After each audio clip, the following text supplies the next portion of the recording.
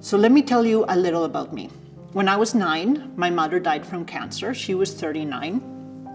And this very well-meaning neighbor and family friend came over to help out. I have a very clear memory of this day. I was sent upstairs to the washroom to brush my teeth and change my clothes. And this neighbor friend of the family came up with me to see how I was doing. And she said to me, your mom was a very good person. I'm sure she's in heaven now. And then she said something that stuck with me for the rest of my life. You're going to have to take care of your dad from here on. I know she meant well, but I thought to myself, if that's what my mom was doing because she was taking care of everyone and everything, and she didn't survive, how on earth am I going to survive?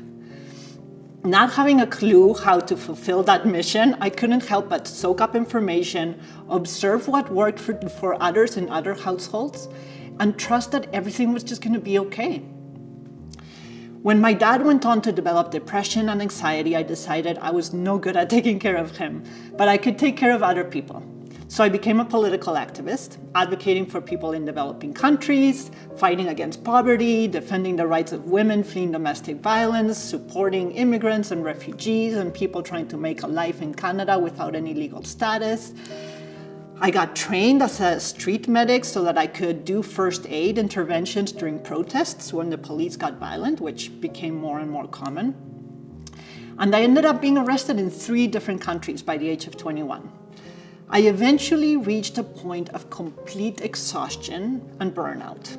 I was having some ugly panic attacks, some post-traumatic stress, sleepless nights, and just chronic fatigue.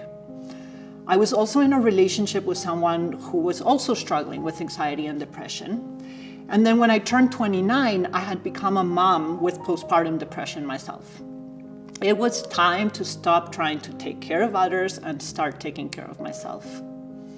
So I've designed this course as a dedication to all the people who have not had the privilege of living past 40, so that those of us who are fortunate enough to grow older and can feel empowered to honor and protect our health and truly enjoy the journey of aging.